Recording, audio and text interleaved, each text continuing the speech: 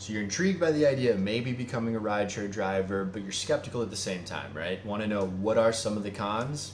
That's what this video is going to be about. Let's dig into it. So one of the biggest cons for me personally was that when I was not working, I knew that I could be making money, right? I could be doing something productive. I could be out there driving. So it can be kind of a nagging thing, but it can be beneficial at the same time. So what that did for me is I ended up just getting out there like 50, 60 hours a week a lot of times and just and driving 50, 60 hours a week because I was just able to make that much more money that way. Another con related to the same point is if you're not driving on weekends, if you're going out to the bars and hanging out with friends, family, which is great to do, you know, but you will occasionally feel guilty about doing that because you'll know that the money making potential is just so high if you were to be driving on the weekends.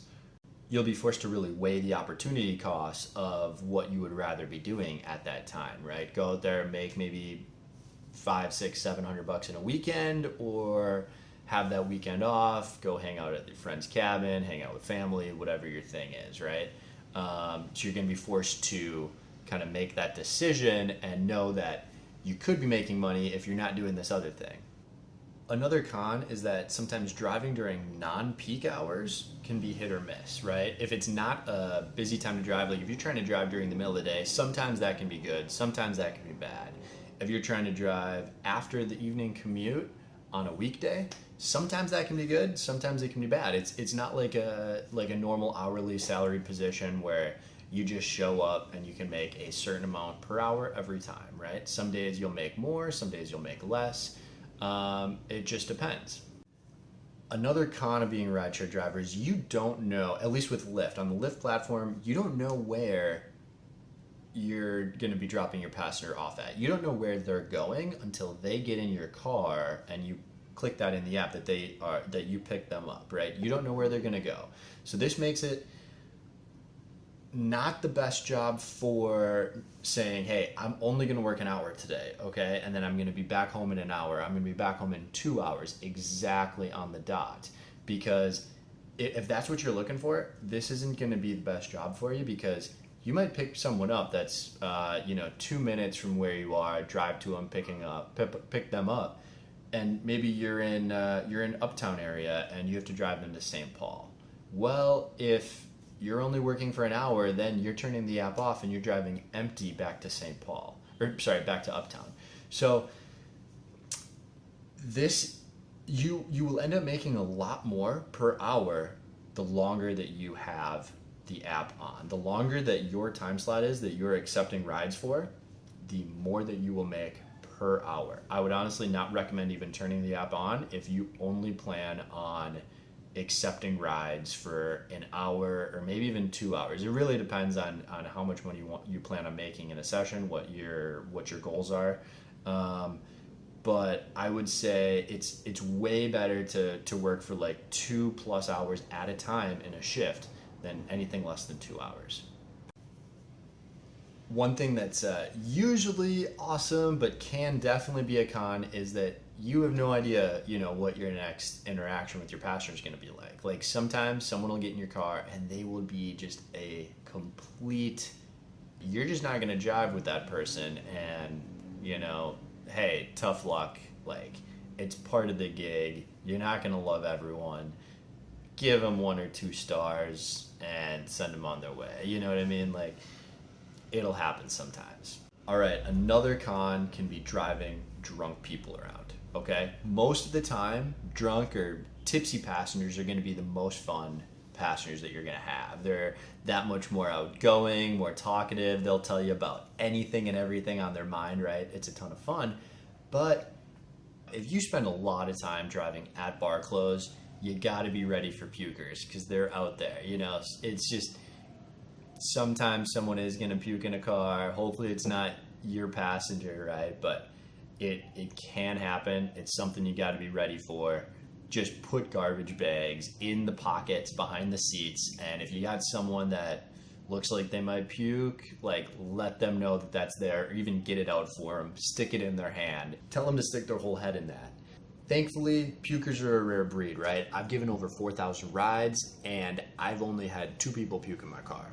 So the first time someone puked in my car, it was actually a pretty funny story, right? So I get this, I get a ping for a passenger that I had actually picked up like several times before. This girl that, a sorority girl from Dinkytown.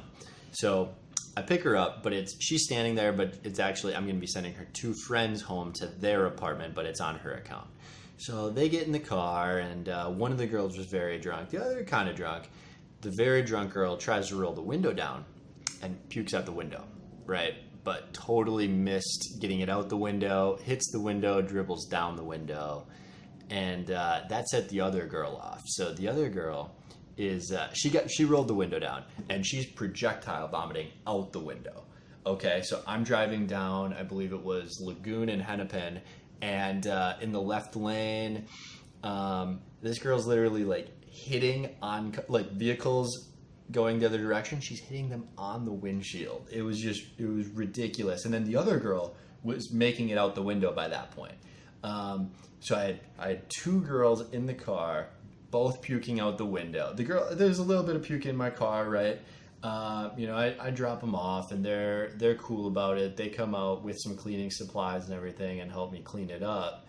And then after that, you know, my night's over. I take pictures of the damage, submit it to Lyft, spend a little bit more time cleaning it up, like maybe another hour just being like really, really particular about absolutely everything, and hour and a half. And get paid an extra $150 for that. Now, thankfully, that was towards the end of my night anyway, so I actually ended up making a lot more that night than I normally would have. And that last $150, I got paid that for basically an hour of work for cleaning it up. So it absolutely sucked to have to do that, but at the same time, puke didn't gross me out that much, and I was able to make a ton of extra money from it. So my second puke story was a little different. After I had that first experience and submitted the pictures to Lyft, got paid the $150, I did some more research onto what is the maximum fee that Lyft will charge a passenger and pay to you, right? And I discovered that that's actually $200. So I checked, I Googled to see what can you do to try to get that $200, right? And all the answers in all the forums were saying, zoom in as close as you can, just stick the camera as close to the puke as you can to make it fill up the whole screen, get all the chunks in there. So when I had the second passenger, I had just like a little blotch on the floor mat like this big, okay? Not bad at all. It barely even smelled, didn't take that long to clean it up. Stick the camera right over that, right? And got paid $200 for that one, and it only took me less than 30 minutes to clean up. So that, you know, it sucks having someone puke in your car, but it's really not the end of the world. I chose to clean that stuff up myself, because then all that money's going into your pocket. But if that totally grosses you out, that $200 is going to be more than enough to have someone detail your car. So it sucks, but it's not the worst thing in the world, as some people think it might be, to have a passenger puke in your car. So another con of rideshare driving is you don't always know when it's going to be busy, right? And sometimes you'll have to wait a long time in between rides, and that exact same day, exact same time next week, like the rides will just be flying by, right? You won't have any downtime in between rides, and it's just a little unpredictable like that, right? So there's a steep learning curve there that when you first start out driving, you're going to be making less per hour. At least I did. I was making less per hour than I am now after 4,000 rides of experience, right? Knowing when to sit, when to wait, when to drive to the next place, and what that next place is going to be. So I wanted to decrease the learning curve for you so that you can start out driving and you know, you're not going to be pro right away. There's still going to be a learning curve, but I wanted to help accelerate that learning curve for you. So what I did, I put together a PDF resource that's on my website. If you're viewing this on my website, there's going to be a box below this video where you can claim your free 75 best pickup locations in the Twin Cities PDF. And what that's going to do, that's going to tell you the best places to be and where they are on a map so you can find them all. And then also, if you end up way in the burbs, like where to sit, where to wait, and then like how long before you drive back to the cities. Just something to kind of help expedite that learning curve for you so you can become a much more profitable rideshare driver a lot quicker. If you like that video, don't forget to hit the like button and subscribe to my channel to see the rest of my free content on my YouTube channel. But I also wanted to let you guys know that I also have a Lyft Driver course, okay? A course that breaks down the top strategies that I have learned as a Lyft driver that's given over 5,000 rides on the Lyft platform. The top strategies that I now utilize to increase my income as much as possible on the Lyft app, okay? And then also ways of decreasing my expenses as much as possible to ultimately be the most profitable driver that you can be. Okay, so if you're interested in content like that, I highly recommend you check out my course, and I have a link to that course in the description box of this YouTube video, okay? It is premium content, it is a paid course, but I also have a bunch of free videos on that course page as well, so you get an idea of what you will be learning in the course. But I highly recommend you check that out if you're a Lyft driver that wants to make as much money as possible.